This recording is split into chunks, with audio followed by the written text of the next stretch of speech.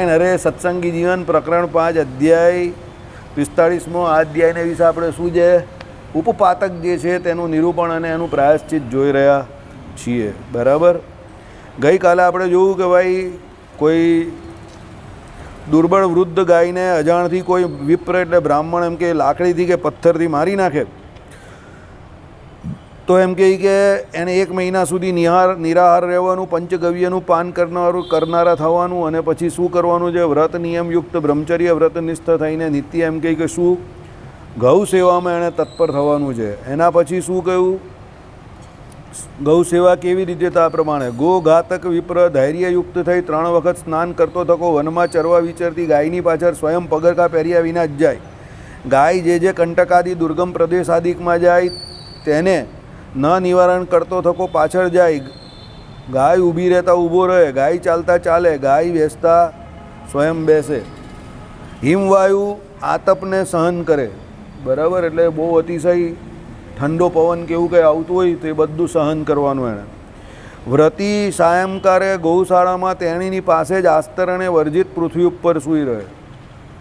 સંધ્યાકાર થાય સાયંકાર થાય એટલે બાજુમાં એમ કહે કે પૃથ્વી ઉપર આમ જ પેલી ગાયની બાજુમાં જ ગૌશાળામાં સૂઈ જવાનું એણે. પથારી બથારી કંઈ કરવાની નહીં. બરાબર. આ રીતે 1 માસ પ્રતિદિન જીતેન્દ્રિય થઈ ગાયની પરિચર્યા કરે. 1 મહિના સુધી એણે ગાયની પરિચર્યા કરવાની છે. સમજો આમ કંઈ એટલું ખરાબ કે એટલું મોટું કે ન થાય એવું પ્રાયશ્ચિત નથી. સમજો. પણ એવું નથી કે ભાઈ પ્રાયશ્ચિત થાય એવું જ એટલે ગૌહત્યા કરવી જોઈએ. અજાણથી લખેલું જ ને બ્રાહ્મણ માટે જ, આપણા માટે નથી. Mind it. સમજી ગયા. ચાલો. ચોર વ્યાઘ્ર આદિક આપત્તિ થકી ગાયને પોતાના પ્રાણ અર્પણથી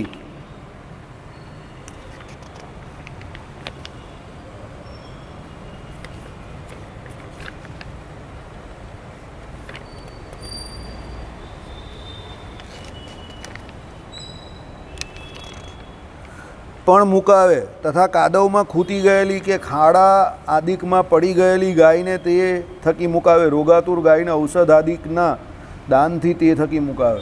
દાખલા તરીકે કોઈ ચોર હોય તો એ ચોર એને ગાયને લઈ જતો હોય, હંકારી જતો હોય તો એના થકી ગાયનું રક્ષણ કરે. વાઘ હોય તો એમ કહે કે મારવા આવે ગાયને મારણ કરવા તો એના થકી ગાયનું રક્ષણ કરે. ગાય આખી એમ કહે કે કાદવમાં ખૂટી જાય તો એમાંથી એને બહાર કાઢે. ખાડાની અંદર ગાય પડી જાય તો એમાંથી એને બહાર કાઢે. બરાબર. રોગાતુર ગાય હોય તો એને ઔષધ આદિક જે કંઈ હોય તે પીવડાવે અને ગાયને એમ કહે કે આ પ્રમાણે દરેક પ્રમાણે સેવા ઔષધ આદિકના દાનથી તે થકી એને મુકાવે. એટલે ઔષધ આદિકનું દાન બાન કરે અને ગાયને એમ કહે કે બધી રીતે સ્વસ્થ કરે.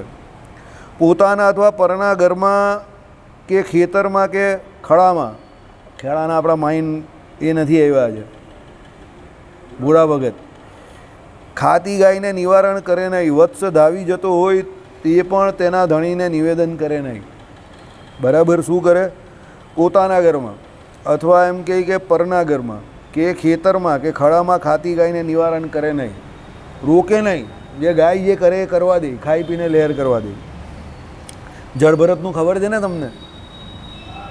જળભરતનું આખ્યાન નહીં ખબર? અરે યાર તમને લોકોને શું ખબર છે? જળભગત પહેલા જન્મમાં તો એ અજનાબખંડના રાજા હતા, ભરતજી હતા. પછી તો પેલી મૃગલીને વિશે આસક્તિ થઈ એટલે પછી શું મૃગનો દેહ આવ્યો. પછી પ્રાયશ્ચિત થયું એટલે એકદમ દુઃખ થઈ ગયું, પશ્ચાતાપ થયો. એ દેહનો ત્યાગ કર્યો એટલે પછી બ્રાહ્મણને ત્યાં આવ્યા.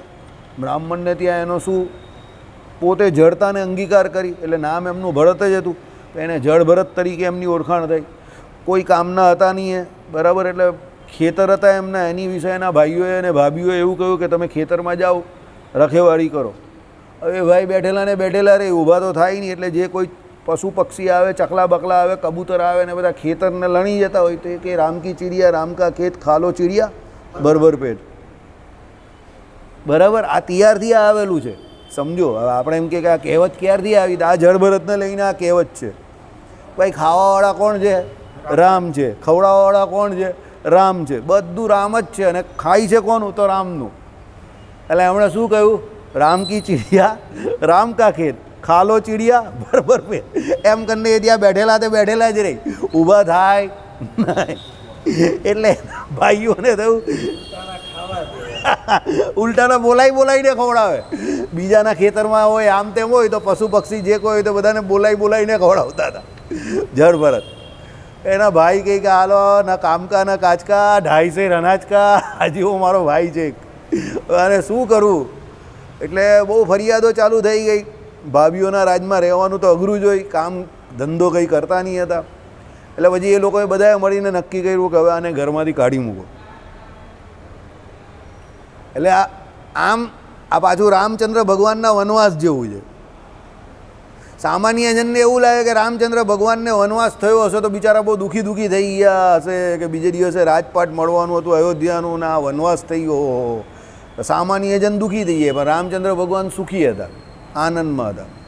રામચંદ્ર ભગવાને કઈને શું કહ્યું ખબર જ તમને? તમે મારી ઉપર બહુ મોટો ઉપકાર કર્યો, આ તમારા શ્રાપ જે છે તે શ્રાપ નથી પણ વરદાન છે. કેમ? જો તમે હું અહીંયાનો મને આજે જો મારો અહીંયા ગાદી અભિષેક થતે તો હું ખાલી અયોધ્યાનો રાજા રહેતે, આ તો હું આખા સમગ્ર વનનો રાજા બની જવાનો. બરાબર? કારણ કે રામ જ્યાં જાય ત્યાં તો એ રાજા જ હોય ને. સમજો, હમ જहाँ ખડે રહેતે हैं वहीं से लाइन शुरू होती है. બરાબર? હા, એટલે ભાઈ એ તો ત્યાં ઊભો રહી જાય માણસ, એટલે જ્યાં ઊભો રહી ત્યાંથી લાઈન ઊભી થઈ જાય. રામચંદ્ર ભગવાન વનમાં ગયા તો વનના રાજા થઈ ગયા. કેમ? ઋષિ મુનિઓના ને એના જે યજ્ઞ યાગાદી કરતા આશ્રમો ઉપર પેલા જે એમ કહે કે અસુરો હુમલો કરતા હતા, તો રામચંદ્ર ભગવાન કહે કે હવે અમે ઊભા રહીએ જ બે ભાઈ, કોના બાપની તાકાત છે કે અહીંયા આવે? બધાને એક કે બાદ એક સબ જાયેંગે, તું આયા નહીં લાયા ગયા હે. ભગવાન એક પછી એક બધાની ટિકિટ કાપી નાખી. બરાબર? કેમ કાપી નાખી? રામચંદ્ર ભગવાને ડિસાઈડ કર્યું. શું ડિસાઈડ કર્યું? પેલો પર્વત હતો ને, એક બહુ મોટો પર્વત જોયો. તે પર્વત હતો, તે પૂછ્યું એમને અગસ્ત્ય મુનિને કે આ પર્વત કોનો છે? તે કે આ બધા ખર અને દૂષણ ને એના જે કોઈ રાક્ષસી તોડકીઓ જે કંઈ આવે છે એ અહીંયા જેટલા પણ આશ્રમોમાં ને જંગલોમાં તપ કરતા જે કોઈ ઋષિ મુનિઓ હતા એ બધાને મારી મારીને ખાઈ ગયા, અને એના જે હાડકા જે છે તે હાડકાનો પર્વત છે. રામચંદ્ર ભગવાનનું પિત્તો ગયો એકદમ. આ બધા ઋષિ મુનિઓનો પર્વત છે એમ કે સાધુઓનો. હા બાપુ, એટલે મગજ એકદમ પિત્તો ગયો. લક્ષ્મણને કીધું લાવ ધનુષ, કસમ ખાઉં છું કે આ પૃથ્વીના ધરાને એમ કે રાક્ષસ વિહોણી કરી નાખીશ, નહીં તો હું રઘુકુળ નંદન નહીં. રઘુકુલ રીત સદા ચલી આવી, પ્રાણ જાય બરું બચન નહીં જાય. જ્યાં સુધી આ ધરાને રાક્ષસ વિહોણી નહીં કરું ત્યાં સુધી પાછો અયોધ્યા ન જાઉં. કસમ ખાઈ લીધી એમણે. અને એવી કસમ એમણે ખાધી કે એમને જોઈને સીતાજી ડરી ગયા. બરાબર? અને પછી એકાંતમાં બેઠેલા ત્યારે સીતાજીએ એમને કહ્યું કે માણસનું પતન 3 રીતે થાય. એક, અસત્ય ભાષણ. યાદ રાખવા જેવું છે. રામાયણનો સંવાદ છે, વાલ્મીકી રામાયણનો. આ કોઈ ખિસ્સામાંથી નથી મૂકતા. માણસનું પતન 3 રીતે થાય. પહેલું શું? અસત્ય ભાષણ. અસત્ય ભાષણ એટલે ખબર ને? જુઠ્ઠું બોલવું. બીજું શું? વ્યભિચાર. પોતાની પત્ની સિવાય અન્યને વિશે જે કોઈ ભાવ હોય, ખરાબ ભાવથી જોવી, કુદ્રષ્ટિ કરવી, એ બધો વ્યભિચાર છે. અને પ્રત્યક્ષ જે કરે તે તો છે 8મા પ્રકારનો. અને ત્રીજું શું? વગર વાંકે શસ્ત્ર એનો ઉપયોગ કરવો. એટલે વગર પ્રયોજને શસ્ત્ર ધારણ કરવું. ભગવાન એટલે આપણે શસ્ત્ર ધારણ કરવાની પોતાને પણ ના પાડી છે, અને શસ્ત્રધારીઓ એનો ભરોસો કરવાની પણ ના પાડી છે. શિક્ષાપત્રીની આજ્ઞા છે, જેના હાથમાં શસ્ત્ર હોય એનો ભરોસો ના કરવાનો. કેમ? શસ્ત્ર જે છે તે તમને હિંસાને વિશે પ્રેરણારૂપ બની શકે છે. શસ્ત્રધારી માણસ ગમે ત્યારે એનું શસ્ત્ર ચલાવી દે અને હિંસા થઈ જાય એનાથી. એટલે સીતાજીએ કહ્યું તમે આ વગર પ્રયોજને રાક્ષસોએ તમારું કંઈ બગાડ્યું નથી, અને આવી મોટી પ્રતિજ્ઞા કરી નાખી કે આખી ધરાને એમ કહી કે રાક્ષસ વિહોણી કરી નાખા. તમને શું જરૂર છે? તમે અહીંયા તપસ્વીના વેશમાં આવેલા છો, તમારે તપશ્ચર્યા કરવાનું છે. સમજો? તો આ તો તમે હિંસા કરવાના. તો હિંસાને વિશે તમારી પ્રવૃત્તિ જે છે તે મને એમ કંઈ બહુ યોગ્ય ન લાગી. સીતાજીને દયા આવી ગઈ. માતાનું હૃદય છે ને. જો ભાઈ, અપને બચ્ચે સબકો પ્યારે રાવણ હો યા રામ. બહુ જોરદાર ગઝલ હતી. ઓ માં ઓ માં તુજે સલામ. બરાબર? ગઝલ સાંભળી ગયા કોઈ દિવસ? તમે લોકોએ જિંદગીમાં કંઈ કર્યું જ નથી ને તમે જીવો કેમ છો એ જ મને નહીં ખબર. બધા પેરોલ પર જીવતા હોય ને, પેલા પોલીસવાળો કહે કે જો ભાઈ 6 મહિના પેરોલ પર જીવજે અને અહીંયા પૈસા જમા કરાવી દે. તમે લોકોએ જીવનમાં કંઈ કર્યું જ નથી. બરાબર? બહુ સખત, બહુ જોરદાર ગઝલ હતી. ઓ માં તુજે સલામ, ઓ માં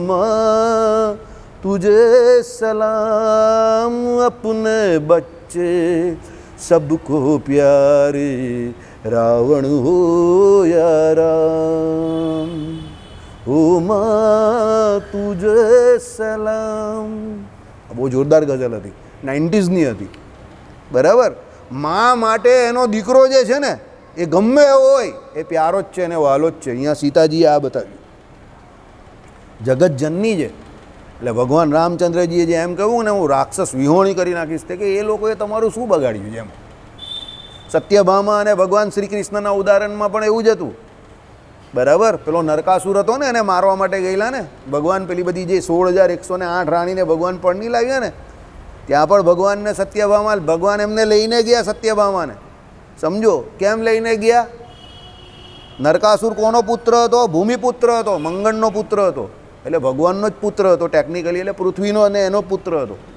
હવે સત્યભામા હતા એ પૃથ્વીનો અવતાર હતા બરાબર અને પૃથ્વીપતિ કોણ છે તો ભગવાન નારાયણ પોતે છે એ તમોગુણને કારણે વરા અવતારમાં થયેલું ને કંઈ વરા ભગવાન હતા એના તમોગુણ હા એને કારણે નરકાસુરની ઉત્પત્તિ થયેલી હવે એક ભગવાન વારા જે હતા ને એમણે કંઈક તમોગુણ ધારણ કરેલો અને પછી એમ કહી કે એમણે આ તમોગુણ ધારણ કરીને આ નરકાસુરની ઉત્પત્તિ કરેલી હિરણ્યાક્ષ ત્યારે નહીં હિરણ્યાક્ષને મારવા ગયેલા ને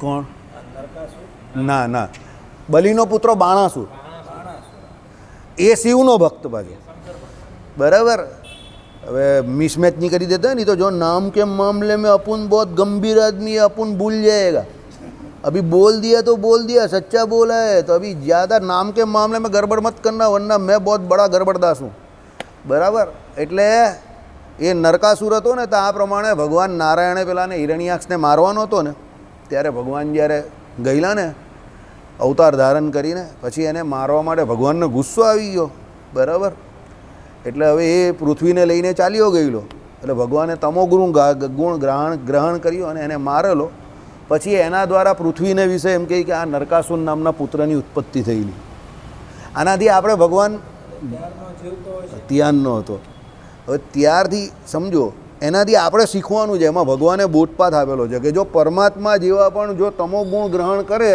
તો એમાંથી જે ઉત્પત્તિ થાય છે તે આવી ઉત્પત્તિ થાય છે સારી ઉત્પત્તિ આજે મારે આવ્યું હતું કે ભગવાનની જે તમોગુણ લીલા છે ને એમાંથી આ બધા અસુરો થયા છે દાનવો થયા છે અને ઓલા અસુરો એ રજોગુણને રજોગુણ અને સત્વગુણમાંથી દેવતાઓ થયા અને મનુષ્યમાં બધું ત્રણ ભેગું બરાબર આપણામાં સત્વગુણ હોય તો આપણે દેવતા જેવા કર્મ કરીએ એટલે આ બધું હમ હોવન આ યજ્ઞ યાગાદિક કરીએ બરાબર પછી રજોગુણની પ્રવૃત્તિ થાય એટલે આપણે પછી શું કરીએ આ જે છે તેમ કંઈક અસુરો જેવી પ્રવૃત્તિ પણ કરી નાખીએ આ જોઈએ પેલું જોઈએ લાલ જોઈએ લીલું જોઈએ પીળું જોઈએ બધું જોઈએ અને તમોગુણ ઊંઘ આવે ગુસ્સો આવે જય સ્વામિનારાયણ સાયકલ ઉચકીને કોઈને પહેરાવી દઈએ બરાબર અસુર તો મનુષ્યની કેટેગરીમાં જ આવે ને અસુરના દાનવ ને એ બધા આમાં શું છે સમજો આપણી વૃત્તિ જે છે ને એ વૃત્તિને હિસાબે આ બધા ભેદ છે જીવ જે છે ને સમજો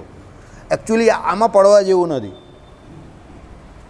તમે કઈ કેટેગરીમાં છો એમાં પડવા જેવું નથી કારણ કે જીવની પોતાની કોઈ જાત નથી સમજો એક ટેકનિકલ સમજી જાઓ પુસ્તક વાંચવા બહુ સારી બાબત છે પણ હું તમને જે ટેકનિક સમજાવું ને એ ટેકનિકલ તમે પહેલાં વસ્તુ સમજો જીવ દેવતા નથી અસુર નથી દાનવ નથી કે માનવ નથી જીવ કંઈ જ નથી હવે જીવ જે પ્રમાણેના કર્મ કરે ને એ પ્રમાણે એને દેહ મળે છે એટલે આ બધી જે ઓળખાણ જે છે ને તે બધી દેહની છે હવે એ જે એને દેહ પ્રાપ્ત થાય છે એના માટે જવાબદાર કોણ છે એમાં પેલો રહેલો ગુણ જે ગુણમાં રહીને જે ગુણથી અભિભૂત થઈને એ કર્મ કરે જે પ્રમાણે એને એના પછી જે કયો હોય તે યોની અને કર્મની પ્રાપ્તિ થાય આગલા કર્મ જવાબદાર પાછલા માટે આઈડિયા આવી ગયો તમને સમજો બહુ સિમ્પલ સારી વાત ખરાબ છે આમ તો આગલા કર્મથી પાછલા કર્મ એવા થાય દારૂ પીધો કોઈ માણસે સાંભળી હોત સીધી વાત છે આપણા મંદિરે આવ્યો ઉપર ચડ્યો મારે ભગવાનના દર્શન કરવા છે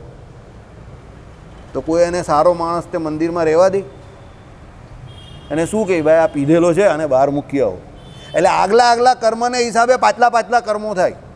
પછી એને ઉચકીને શાંતિથી બહાર મૂકી આવે, પછી એ ગટરમાં ગમે ત્યાં પડે.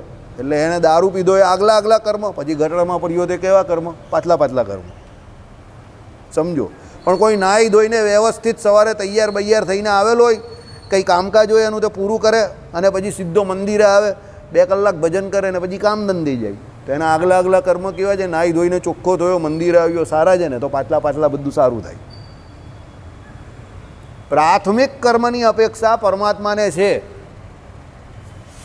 જીવાત્માના પ્રાથમિક કર્મની અપેક્ષા પરમાત્માને છે. આજે સાહેબના 2 ભાઈઓને હું સવારે મળ્યો, સાહેબ કરતાં નાના છે.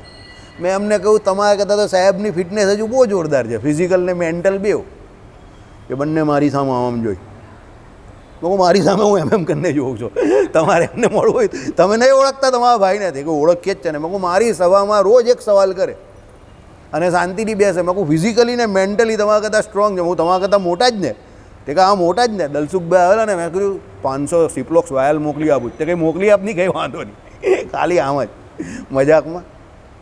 મને કંઈ શું કરે આમ તેમ. મેં કહું હું તો મારા હિસાબે મારું કામ કર્યા કરું છું. એમને જરા પગમાં તકલીફ છે ને, મેં કહું તમારા કરતાં તમારા ભાઈ હજુ બહુ ફિટ છે. એ એમની વાત નહીં કરવાની એમ કે એ તો ફિટ જ હોય ને. પછી તમારા બીજા ભાઈ આવ્યા, કનુભાઈ. મેં કહું આ ભાઈ તે કહે બધે ભાઈ, અમે બધા ભાઈ એનાથી નાના છે ને, તો બધા લાગી ગયા છે. અમે બંને પ્રદક્ષિણા ફરતા હતા.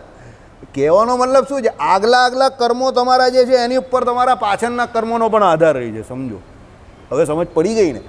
આ ગુજરાતીમાં તમને સમજાયું. આનાથી સારું ગુજરાતી મને નથી આવડતું. તમે હવે હું આજથી લગભગ 25 વર્ષ પહેલાંની, 20-22 વર્ષ પહેલાંની વાત કરું તો અહીંયા સુદીપ હોસ્પિટલમાં બેઠેલો. માર્ટિન સાહેબ મારા મિત્ર. ત્યાં કોઈ વરાછામાં સાસુ અને વહુનો ઝઘડો થયો હશે, તો પેલી વહુએ ઘટાઈ દીધું. બહુ દવામાં આવે, સુદીપમાં બહુ આવે. હા એનું એ મારા જેવો માણસ છે. એને બધું અઘરું કામ જ ગમે, હીધું ગમે જ નહીં. એને હું પોલીસ કેસ ને બધું ફાવે. એને કંઈ હી ઇઝ રેડી એમ, એ કાયમ રેડી જોઈ માર્ટિન. એટલે પછી અમે બંને બેઠેલા જ હતા આવી રીતે, એક કેસ આવ્યો. એટલે એને તો એ તો બહુ નોર્મલ, એ બહાર ગયા ને આમ તેમ જોયું. એની વાઈફ જે ખરા ને એ જરા બોલવાવાળા, એ એકદમ ઓપનલી બોલવાવાળા. એ કહે આ તો હમણાં મરી જાય અડધો કલાકમાં. પેલા ઘરવાળાની સામે જ કહે. મેં અંદર પછી હું કહું મેડમ આવું બોલો તો? અરે એમ કે ઘરે જઈને ઝઘડો કરે ને પછી ઝેર પીએ ને અહીંયા મરતી હાલતમાં જ આવે તો મરવાના જ છે ને એમ કહે. એમાં શું ગભરાવાનું એમ કે વાસુદેવ? હું તો મોડા પર જ કહી દઉં કે આ મરી જવાનું છે. સાહેબનું પેશન્ટ એટલે એમ કે સાહેબ થોડા એવું બોલવાના, પણ હું તો મોડા પર જ કે હું ઘરમાં એવો ઝઘડો કરો કે પીવાના થઈ જાવ એમ કે પીવું હોય તો દુનિયા બધું બહુ પડેલું છે.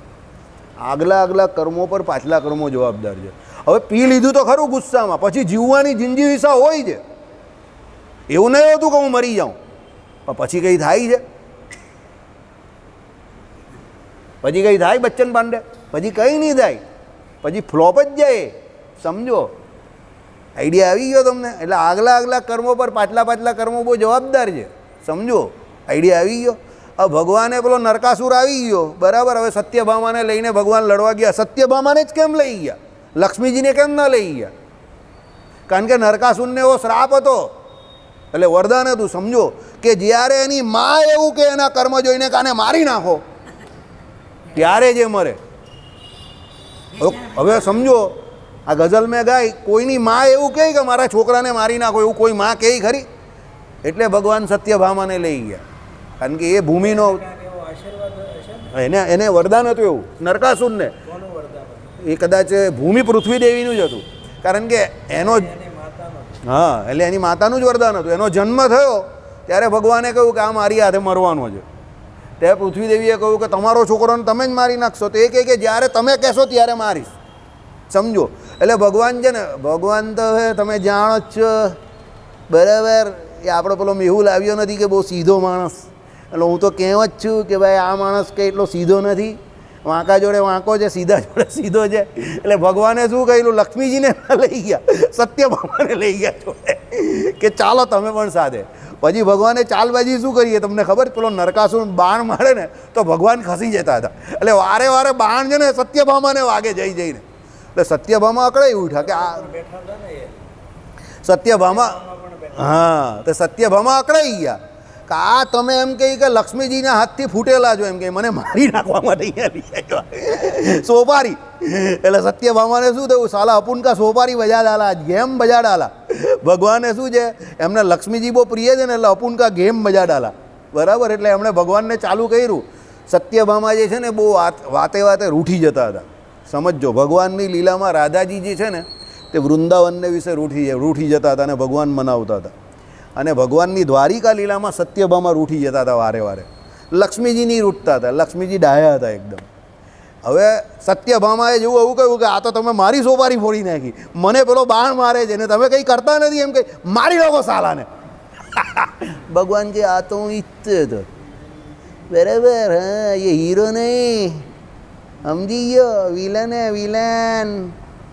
ભગવાન કે હું કિયાનનો એટલે તો હું આંખો ચૂકો થાઉં કે તને 2-4 બાણ વાગે ને તું તારા મોઢેથી જ બોલે કે મારી નાખો બરાબર બહુ ખતરનાક માણસ છે હું તમારા જ જે પગ હોય ને તમારા કાન પર લટકાઈ જાય ને પછી તમને જ કહે કે બોલ હવે કૂદવું છે જરા હવે કાં કૂદવાનો बराबर अब ये उलझा हुआ शरीर है उसको पहले सुलझाओ बाद में कूदूंगे એવી હાલત છે આમ કરીને ઉલઝાઈ ના કે તમને એવા ખતરનાક પછી ભગવાને એનું કામ તમામ કરી નાખ્યું એટલે કહેવાનું તાત્પર્ય એવું છે તમો ગુણ જે છે તે કોઈના માટે હિતકારી નથી આનાથી આપણે શીખવાનું છે ભગવાને તો પોતાનું દ્રષ્ટાંત સેટ કર્યું સમજો પણ તમો ગુણ આપણામાં પણ જ્યારે હોય છે ત્યારે હિત નહીં થતું એટલે શ્રીજી મહારાજે કહ્યું તમો ગુણમાં જ્યારે જીવ હોય એટલે આપણે હોઈએ ત્યારે ભગવાનની મૂર્તિનું ધ્યાન ન કરવું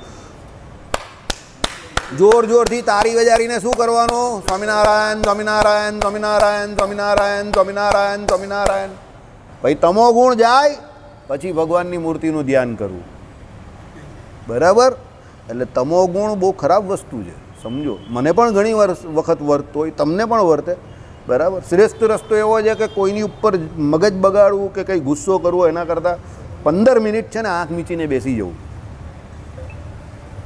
કંઈ ના સૂચતું ને 15 મિનિટ આંખ મીચીને બેસી જાઓ તમારો તમો ગુણ જે છે ને અડધો પોણો ઘટી જશે ખાલી આંખ મીચીને બેસી જાઓ ભલે એક જોલું આવી જાય ને ખાલી 15 મિનિટ આમ આંખ મીચીને બેસી જાઓ ભગવાનની મૂર્તિનું ધ્યાન પણ નહીં આમ બસ સ્વામિનારાયણ સ્વામિનારાયણ બોલો ને બેસી જાઓ 15 મિનિટ હા રિલેક્સ થઈ જશો ઓક્સિડાઇઝ ને પછી તમને 4-5-6 કલાક કામ કરવાની મજા આવશે પણ તમો ગુણને વિશે સામાન્ય રીતે કોઈ કામ કરવું નહીં તો એ રીતે કામ બગડે બરાબર એટલે આ ઉદાહરણ એટલે તમને આપ્યું કે ભાઈ આપણા માટે પણ એ તમો ગુણ કેવો છે ત્યાજ્ય છે બરાબર હવે આપણે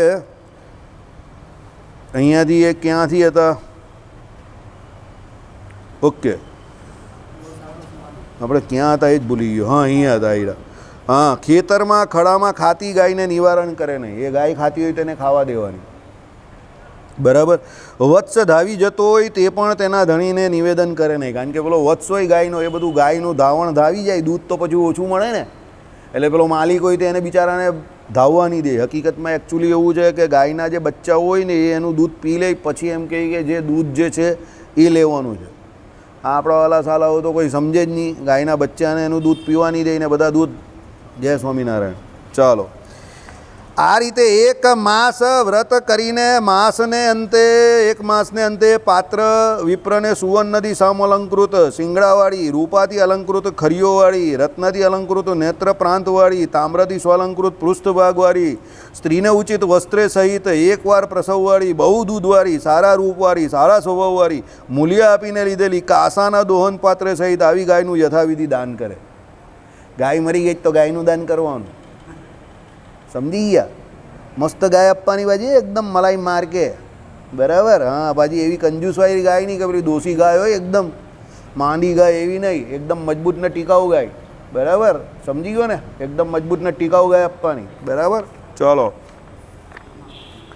શ્રોત્રિય વિપ્રની ગુણવાળી ગોદાન કર્યા પછી દક્ષિણા સંપૂર્ણ આપે હા દક્ષિણા આપવાની હાથમાં કંજૂસાઈ નહીં બરાબર અમુકના તો હાથ જ અંદર પહોંચે નહીં બહુ કંજૂસ કાં પૈસા લઈને જવાના છે બરાબર પૈસા અહીંયા જ રહી જવાના છે બધા ભૂત થયેલા છે જેટલા પૈસા મૂકીને ગયા જ ને બધા ભૂત થયેલા છે કેટલા થયેલા તે તમને લિસ્ટ આપે એકાંતમાં મને મળજો બરાબર ને બધા મંદિરની આજુબાજુ જ ફરનારા હતા બહુ લંબા લિસ્ટ अपने पास આવેલા है બરાબર હા અને અત્યારે બધા લડે છે એ પૈસા માટે પણ લોકો લડી રહેલા છે બરાબર હા પછી મને એમ નહીં કહેતા પડેલી જશે સડેલી બાતે કરેલા है એટલે મંદિર હા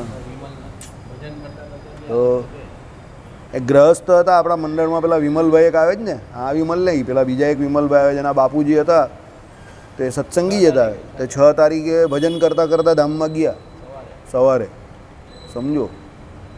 એટલે ભજન કરવાવાળા તો ધામમાં જાય છે, ભજન કરતાં કરતાં જ જાય છે.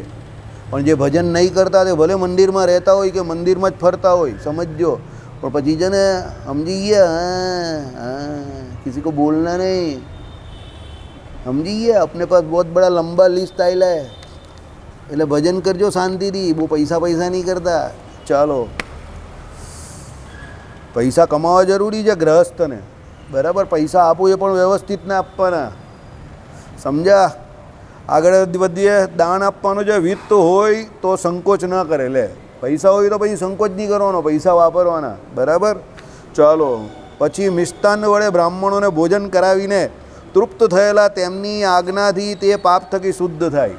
મિષ્ટાન્ન વડે બ્રાહ્મણોને જમાડવાના, મસ્ત મલાઈ માર્કે દૂધપાક પૂરી ભજીયા ખવડાવવાના, બરાબર. એમાં કંજુસાઈ શું કામ કરવાની? હે વિજયભાઈ, કે કંજુસાઈ કરવાની? તો પછી મસ્ત શાક બાક, દાળ ભાત બધું આપી દેવાનું, આપણે રાખેલું જ છે, બરાબર. તમારે જોવું હોય તો આવી જજો અમાસને દિવસે રાંદેર મંદિરમાં, દૂધપાક પૂરી ભજીયા, મસ્ત દાળ ભાત, બરાબર. 150 બ્રાહ્મણને બોલાવી દીધા છે, 100 ત્યાંના, 50 અહીંયાના બોલાવેલા. તમારી પાસે બી 2-5 હોય તો બોલાવી લાવજો, આપણે કોઈ I don't mind, in fact I don't have mind, બરાબર. કારણ કે મગજ વગરના જ કામો કરું છું આ બધા, સમજો. મગજવાળો માણસ તો બધો હિસાબ કર્યા કરે તો કામ થાય નહીં, બરાબર. એટલે મગજ નેવે મૂકી દીધું છે આપણે. એટલે મને કોઈ કહે ને ભાઈ ડોન્ટ માઇન્ડ, મેં કહ્યું માઇન્ડ કરવાની વાત જ કહે, because I don't have mind, મારી પાસે માઇન્ડ છે જ નહીં તો પછી, બરાબર. ચાલો, શ્રોત્રિય વિપ્રની ગુણવાળી ગાયને શસ્ત્રથી જો હણે. હવે બીજું આવી ગયું. પહેલાં બ્રાહ્મણ કેવો હોય? શ્રોત્રિય હોય, એટલે સર્વશાસ્ત્રોના અર્થને જાણનારો હોય. જો પહેલાં આવી ગયા કાંતિભાઈ, સર્વશાસ્ત્રના અર્થને જાણે છે, મોસાળા કરી નાખ્યા છે. આ વિજયભાઈના ખાસ મિત્ર છે કાંતિભાઈ, બરાબર. ચાલો, એટલે શ્રોત્રિય વિપ્રની ગુણ આવી વિજય પાસે છે. ગાયને શસ્ત્રથી જો હણે, બરાબર.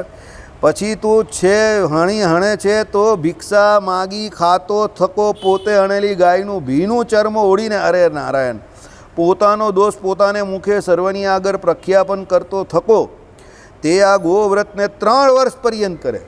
પેલામાં 1 માસ હતું, આમાં કેટલા છે? 3 વર્ષ. કેમ? પેલો બ્રાહ્મણ કેવો છે? શ્રોત્રિય છે, ભણેલો છે.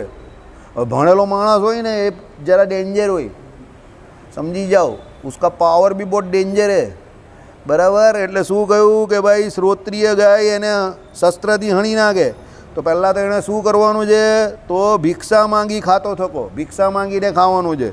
પછી જે ગાયને હણેલી હોય એનું ભીનું ચર્મ ઓઢવાનું છે એણે, બરાબર. અને પોતાનો દોષ પોતાને મુખે સર્વની આગળ પ્રખ્યાપન કરતો થકો, એટલે પોતે પેલી ગાયને હણી છે એમ બધાને પકડીને કે ભાઈ મારાથી આ ભૂલ થઈ ગઈ છે, મેં આ ગાયને છે મારી નાખી છે, પેલા ભાઈ વિદ્વાન બ્રાહ્મણ જે છે એમની આ ગાય હતી અને મારાથી આ ભૂલ થઈ ગઈ છે, એમ કરીને બધાને જણાવે, સામેથી ચાલતો જણાવે, બરાબર. કરતો થકો, તે આ ગોવ્રતને 3 વર્ષ પર્યંત કરે. 3 વર્ષને અંતે વ્રત પરિપૂર્ણ થકા ગોવધ થકી વિમુક્ત, વિશુદ્ધ થાય છે. 3 વર્ષ થાય પછી આ ગૌવધ એટલે ગૌ હત્યા જે કરી છે એનાથી એ શુદ્ધ થાય. ગાયના પૂંછનું છેદન કરે કે હાડકાને ભાંગી નાખે કે દાંતને કે શિંગડાને ઉપાડી ભાંગી નાખે તો અડધો માસ વ્રત કરે. ગાયના પૂંછડાને પણ ઘણા લોકો ખેંચતા હોય છે, નાના છોકરાઓને હોય ને ખેંચે, ખેંચવાનું નહીં, કંઈ તૂટી ભાંગી જાય બિચારા એને દુઃખ થાય, સમજો, બરાબર. હા, એ બધા બહુ નાલાયક કોમ, બરાબર. એટલે પૂંછડાનું છેદન કરે કે હાડકાને ભાંગી નાખે, બરાબર. ગાયના હાડકા હોય કોઈ એને ભાંગી નાખે.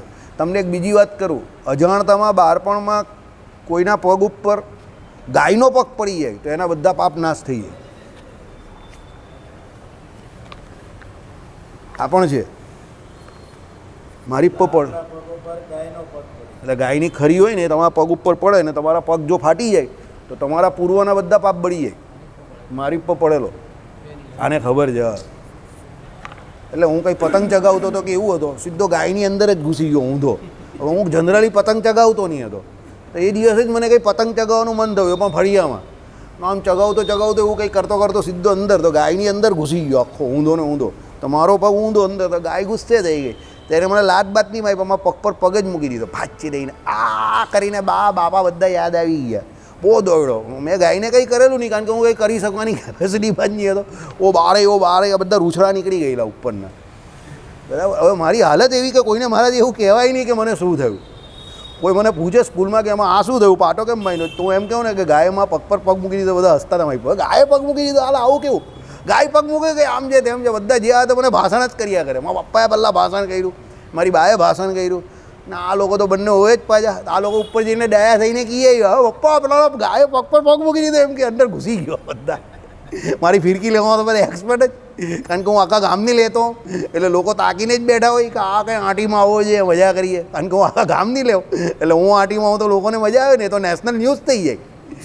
બરાબર. બરાબર, એટલે નેશનલ ન્યૂઝ થઈ જાય. અત્યારે અશોકભાઈ ટાંકીને જ બેઠા જ કે હું કંઈ ભૂલ કરું.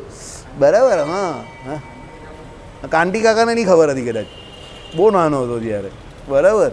એટલે એટલું ગાયનું મહાત્મય છે, સમજો. બરાબર. ચાલો, શિંગડાને ઉપાડીને ભાંગી નાખે. આ બધા છે ને આ લોકો કરે, આપણાવાળો એ લોકો જ કરે, આપણાવાળો ન કરે. એ લોકો કરે છે સાલાઓ, નક્કામો માણસો. ચાલો, એ આ જ ધંધો કરે. એટલે શિંગડાને ઉપાડી ભાંગી નાખે તો અડધો માસ વ્રત કરે. અડધો મહિનો એટલે કેટલા દિવસ? 15 દિવસ. ચાલો, આ વિષયમાં વ્રત ભેદ અન્ય સ્મૃતિમાં કયો છે? હવે આ વિષય છે એમાં વ્રત ભેદ જે છે, અમુક સ્મૃતિમાં વ્રત ભેદ એટલે અલગ અલગ ભેદ કયા હોય. જો ભાઈ આમાં તમે જે કંઈ આપણે વાંચી અને તમે સાંભળો, કદાચ તમે કંઈ વાંચો ને એમાં તમને કદાચ કંઈ આમ તેમ લાગે તો એમાં કંઈ ઝઘડો કરવા નહીં આવતા ભાઈ. બધા ઋષિ મુનિઓ જે સ્મૃતિઓ લખે તે થોડો બધામાં મતાંતર હોય. હા, હવે બાપાની ઘરવાળી હોય તો આપણા ઘરમાં એને બા કહેતા હોય તો બીજી જગ્યા પર એને આઈ કહેતા હોય તો ત્રીજી જગ્યા પર કંઈ ત્રીજું કહેતા હોય. નામ અલગ અલગ હોય એનું, પણ વ્યક્તિ એક હોય. આમાં એવું હોય કે અમુક જગ્યા પર વ્રતમાં થોડુંક આમ તેમ હોય, કંઈ આમને બદલે 15 દિવસને બદલે મહિનો હોય, મહિનાને બદલે 2 મહિના હોય, આને બદલે આ હોય, એવું કંઈક હોય. પણ એમાં કંઈ ઝઘડો કરવા ન જવાનું. મોટા મોટા ઋષિ મુનિ હોય એ બધા જે કોઈ હોય તે બધા વ્યાસજીના વચનને અનુસરતા હોય, પણ બધાનું ઇન્ટરપ્રિટેશન અલગ અલગ હોય ને એમાં બધાની વૃત્તિ અલગ અલગ હોય ને. અમુક એવા કડક હોય તે કંઈ ના કડકાઈથી નિયમ પાલન કરો. અમુક મારા જેવા હોય જરા ચાલ ભાઈ ચાલવા દે થોડુંક એમ કરીને એ પ્રમાણે ચલાવતો હોય કે એ બાને પેલો સુધરે તો ખરો એમ, સમજો.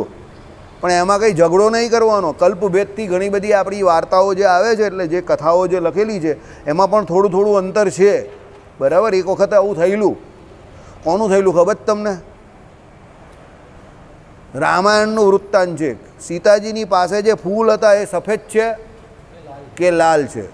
એમાં ઝઘડો થયો હનુમાનજી અને તુલસીદાસજીનો. તુલસીદાસજી અને હનુમાનજીનો ઝઘડો થઈ ગયો. હનુમાનજી કહે કે એ ફૂલ જે હતા તે લાલ હતા, તુલસીદાસજીએ વ્હાઈટ લખ્યા. હનુમાનજી કહે કે એ ટાઈમ પર હું હાજર હતો, તમે આ વ્હાઈટ ખોટા લખો છો. બરાબર. તુલસીદાસજી કહે બાપજી તમારી વાત સાચી છે, તમે ત્યાં હાજર હતા એમાં હું ના પણ નહીં પાડતો, પણ એ સફેદ જ હતા.